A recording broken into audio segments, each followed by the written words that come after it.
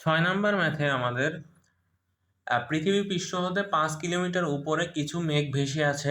ওই মেঘ বৃষ্টিরূপে নেমে এসে ভূপৃষ্ঠে 1000 কিলোমিটার স্কয়ার স্থানে 1 মিলিমিটার গভীরতার পানি সৃষ্টি করতে পারে। উক্ত পানিকে আবার মেঘে পরিণত করতে কত কাজের প্রয়োজন? আচ্ছা, এখানে আমাদের হচ্ছে কতটুকু পরিমাণ বৃষ্টি পড়তেছে, আমরা ধরলাম যে একটা আমাদের এখানে 1 মিলিমিটার পরিমাণ বৃষ্টি হয়েছে, আর যেটার এরিয়া হচ্ছে কত, 100 কিলোমিটার স্কোয়ার। এখন এইটাকে যদি আমরা আবার 5 কিলোমিটার উপরে নিয়ে যেতে চাই, তাহলে আমাদের কতটুকু কাজ করতে হবে? এখন 5 কিলোমিটার পরিমাণে যদি আমি এটাকে আরো উপরে নিয়ে যেতে চাই, তাহলে আমাদের কাজ সমান কি, এম জি এইচ। এখন আমার জি এইচ হচ্ছে 5 কিলোমিটার, জি হচ্ছে 9.8, আমাদের লাগবে হচ্ছে ভরটা। এখন এম ইকুয়াল কি, এম ইকুয়াল হচ্ছে রো ভি।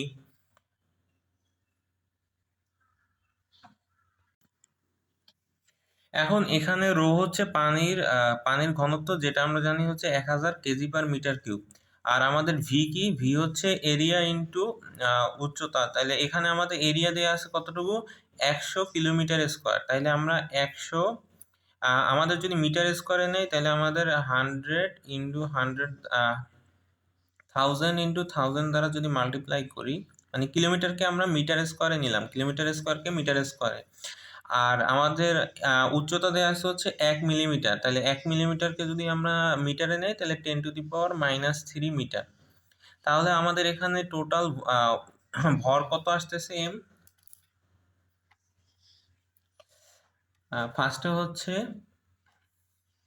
1000 ইন্টু 100 ইন্টু 10⁻⁶, তারপর ইন্টু হচ্ছে 10⁻³ 10 ইন্টু 10⁻⁷ কেজি। এখন এই ভ্যালুটা যদি আমরা মান বসাই দেই, 10 ইন্টু 10⁻⁷ ইন্টু 9.8 ইন্টু উচ্চতা হচ্ছে আমাদের 5 কিলোমিটার উচ্চতায় আমাদের আবার মেঘটাকে নিতে হবে। তাহলে 5 কিলোমিটার উচ্চতায় যদি নেই, তাহলে 5 ইন্টু 10⁻⁵, তাহলে আমার টোটাল কাজ কত আসতেছে,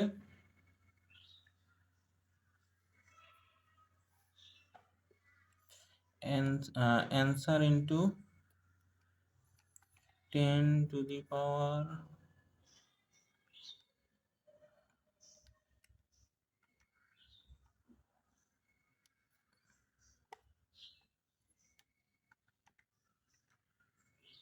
4.9 ইন্টু 10⁻12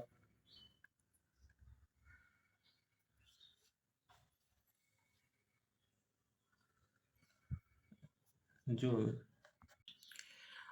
7 নাম্বার ম্যাথে জেড অক্ষ বরাবর চলনক্ষম একটি কণার উপর স্থির বল এফ বল প্রয়োগ করা হলো।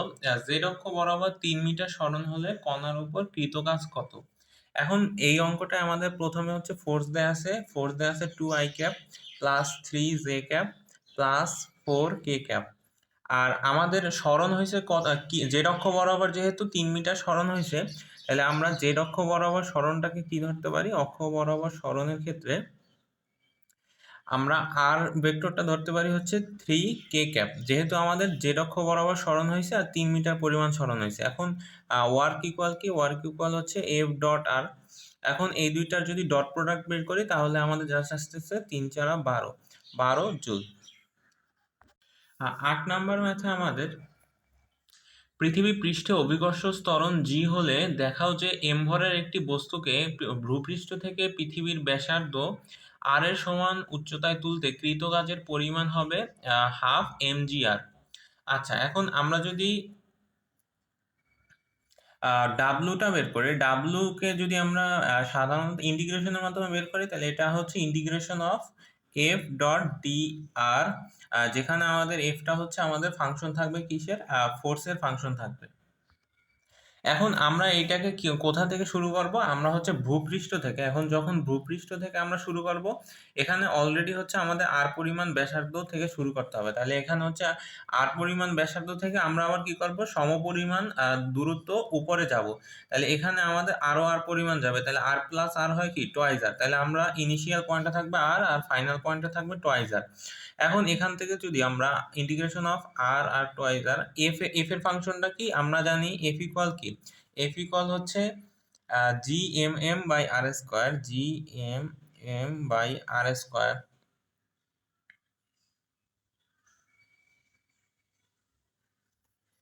এখান থেকে আমরা যদি এই মানটা বসাই দেই, G M M divided by R square D R, তাহলে এখন যদি ইন্টিগ্রেট করি, প্রথমে হচ্ছে এখানে আমাদের ভেরিয়েবলটা হচ্ছে আর, আর কনস্ট্যান্ট হচ্ছে এগুলোকে যদি আমরা বাইরে নিয়ে আসি, তাহলে G M M integration of R twice R, আর আর স্কোয়ারকে আমরা দেখতে পারি কি আর মাইনাস টু ডিআর।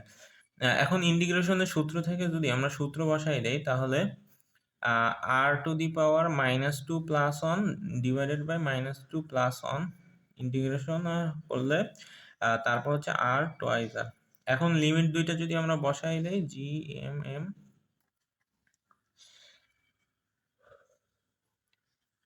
তাহলে আমাদের মান আসতেছে কত, মাইনাস, এখানে মাইনাস আর এখানে হচ্ছে আর মাইনাস ওয়ান, তাহলে আর টোয়াইস আর জি এম এম। এখন ইন্টিগ্রেশনের প্রপার্টি থেকে এই মাইনাসটার কারণে আমরা লিমিটটা চেঞ্জ করে ফেলতে পারি, মাইনাস ওয়ান, এখানে নিচে আসবে আর, আর উপরে আসবে আর।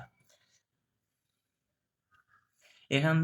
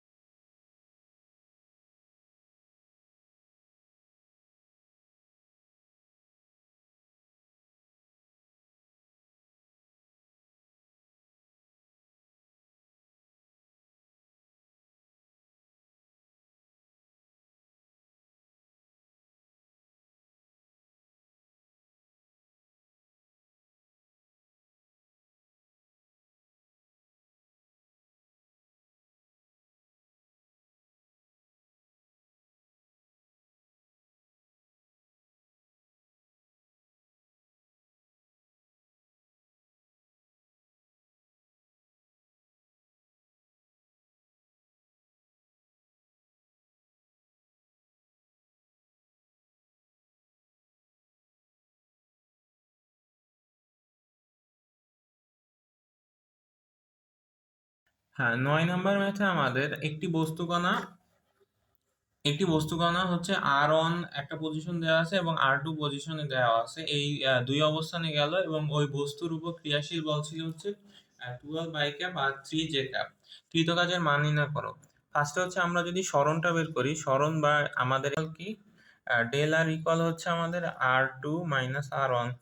আর2 মাইনাস আর1 ভেক্টর বের করলে 4 I cap plus 8 J cap minus হচ্ছে 3 I cap plus 4 J cap.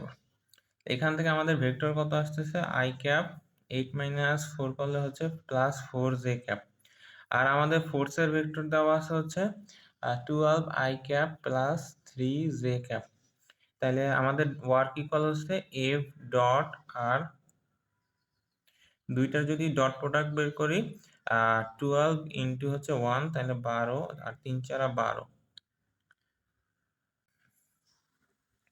Equal হচ্ছে 24 জুল। তাহলে এটাই হচ্ছে আমাদের কৃত কাজ।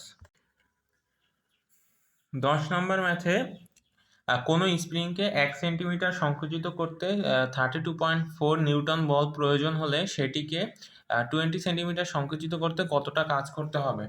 আচ্ছা, এখন এখন আমাদের প্রথমে আমরা যদি স্প্রিং ধ্রুবকটা বের করি, এফ ইকুয়াল হচ্ছে আমরা জানি কে এক্স, তাহলে কে ইকুয়াল হচ্ছে F/x।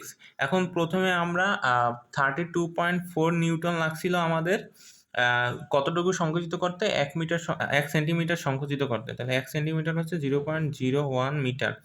এখান থেকে যদি আমরা স্প্রিং এর ধ্রুবকটা বের করি, 32.4 ভাগ হচ্ছে 0.01, তাহলে 3240 নিউটন পার মিটার।